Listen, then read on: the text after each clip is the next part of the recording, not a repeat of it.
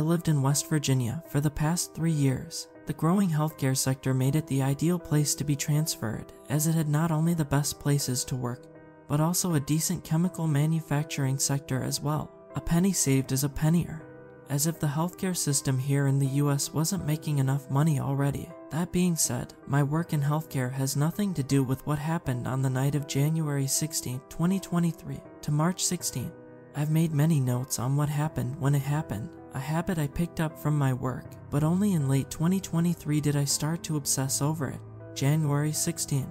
I left work late in the evening. Nothing out of the ordinary. Many people work late into the night at my workplace. If anything, I left early compared to the other cars in the parking lot. The drive was short but beautiful. I will say that about the Mountain State, you also have the best night sky I've ever seen. It was because my eyes were glued to the stars.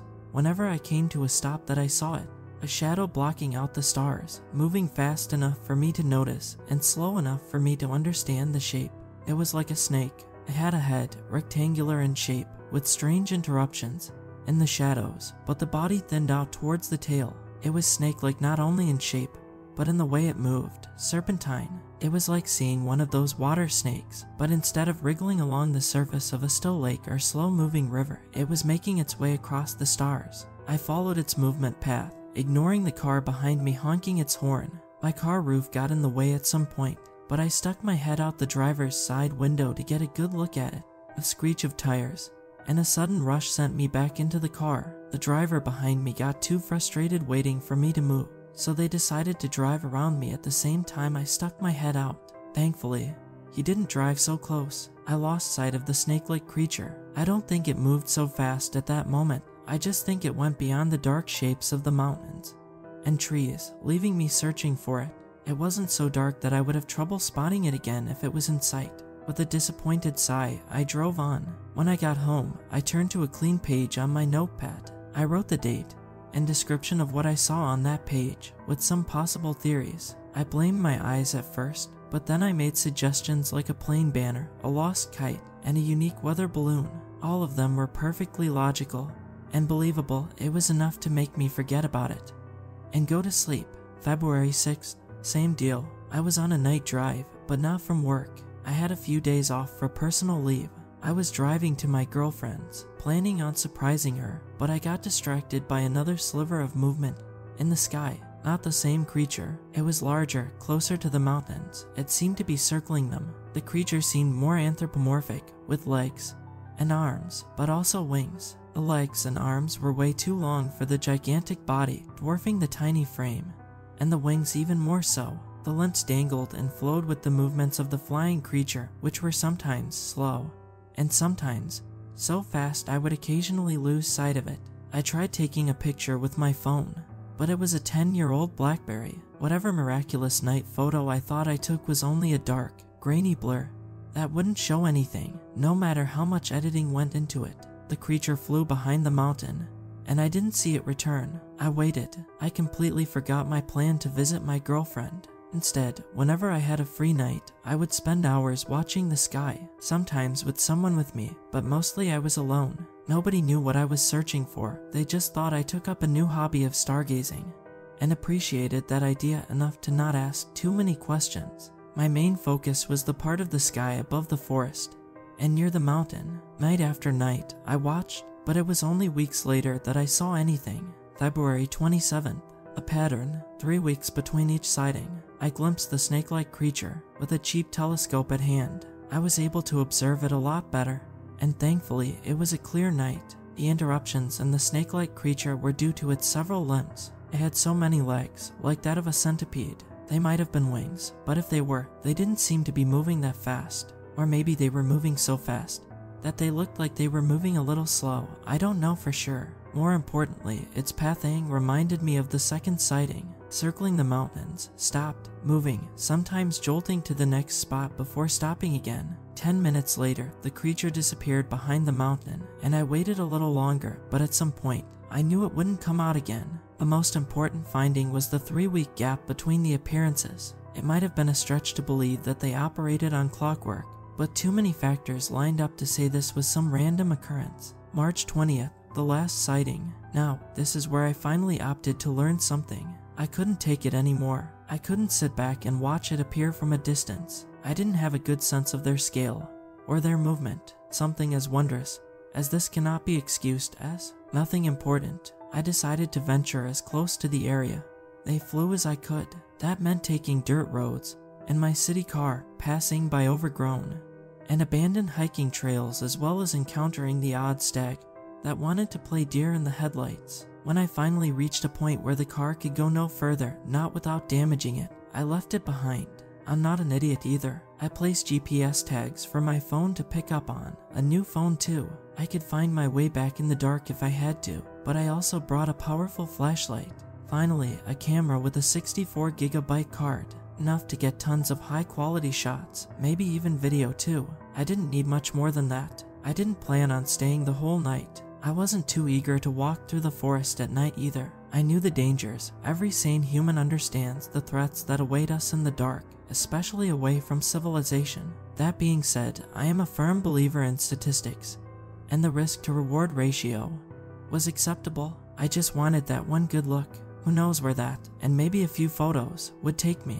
I stuck to the parts of the forest where the trees were the thinnest, making my way closer to the mountain, as I knew that would give me the most open shot of the creature. It was a good plan. I was making good progress, but something was already wrong. An irritation in my inner ear, a buzzing that made me unsteady. It felt like the world was shifting around me, or more accurately, it felt like I was drunk without the buzz, just the lack of coordination. The buzzing grew louder and more painful, like a tiny bug was nestled in my brain. It helped to cover my ears, which I did as tightly as I could. I stepped out of the forest, ending up at the foot of the mountain with gritted teeth.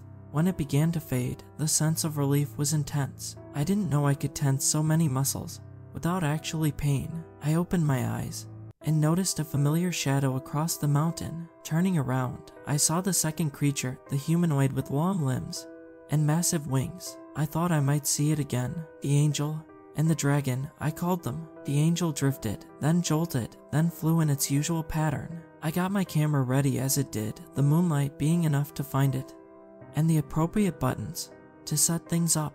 I was smiling, listening to the air part as the angel moved. I wondered if the breeze I felt was the gust of wind created by the beating of its wings. The camera was ready. It had moved behind the mountain, but I could see it turning. I raised my camera, taking a few shots in sports mode to capture the motion. A quick check of the display screen presented me with better photos, but there was still too much blur, as to be expected. Excitement was bubbling inside my heart. The creature hovered above the forest again, continuing its search for whatever it was looking for. I started twisting the dial for the automatic camera presets. There wasn't a moment to waste. I raised the camera and took the shot. There was a thunk, and then a flash, a burst of light. As the camera's flash went off, I lowered the camera, and the angel's oblong head turned to face me. I couldn't see a feature in the silhouette, not a hair, not an ear. It was an ink-eye thumb for all I knew, but it had definitely noticed me. Being seen killed any excitement. The buzzing returned, the inner ear pain, but I didn't raise my hands to cover my ears. I took off into the forest. The ground trembled around me. The trees cracked as they were parted. The shadow of the angel was cast over me, and I found myself more than lost in the darkness. I didn't try making it back to the car. I needed to find a place to hide, afraid the noise of my panting or the movement of my running would catch the angel's eye. I stopped when I thought I found a good spot to hunker down. It was near a tree, a thick one. I placed my body flat against it, focusing on the sounds. Ahead of me, a hand dipped between the trees. The fingers were as large as trees themselves, also out of proportion compared to the elongated hand. It was looking for me, but when I looked up, all I saw was branches. Since I couldn't see its face, I prayed that it couldn't see me either. That's when the tree started to bend. A tree is terrifyingly loud. I could feel the earth being pulled as the tree was knocked over. I think it was thanks to those roots that I was able to move out of the way of the trunk, but stick close enough to the tree to still be out of sight. When the tree had fallen, I stayed in the shadow of its upturned base, eyes shut and body shaking. Even with my eyelids closed, I could see the area brighten as the shadow withdrew. When I opened my eyes, the angel was gone. The damage to the trees was minor aside from the fallen one which I huddled by. It clearly had the strength to destroy the whole forest in its search for me, but it didn't. I peeked out from my hiding spot to look back towards the mountains, just seeing the angel slip behind it. and it didn't return. I lingered a moment longer. The combined relief of my escape and the fading of that buzzing noise helped me calm down. When I could move again, I marched back to my car, taking it slow on my drive back, only picking up the pace when I was on a real road again and could see other cars. I kept telling myself that I escaped, but there were moments when it felt like I had never left. Still, when I made it home, I turned on my computer and transferred the photos. All I saw was image burns, the kind of delayed light that one would see when capturing a moving light source with a slow shutter speed. A fun effect if you wanted to write your name with a glow stick, but not when you wanted something to justify risking your life. The blurred image looked like scattered sparklers, whereas the picture of it hovering ahead of me left a bright white glow, like I had taken a picture of the sun, some fantastically iridescent object. Maybe it came down to the camera settings I chose, but I doubt it. 3 weeks later, I didn't see anything. I stayed up many nights after that, but still nothing. Whatever the angel and the dragon were, they didn't stick around. I would like to believe I am not the only one who has seen them. I guess if you're not looking for them, it's possible to miss them, but I saw them by chance. Why not someone else? I need some kind of confirmation that this isn't the end. These things don't just vanish, not without being seen. I don't think giants such as these have been seen before. There are carvings, paintings, and stories. Yet, I don't need ancient history or additional sightings. I am living proof that they exist, no matter what anyone says. My experience was enough.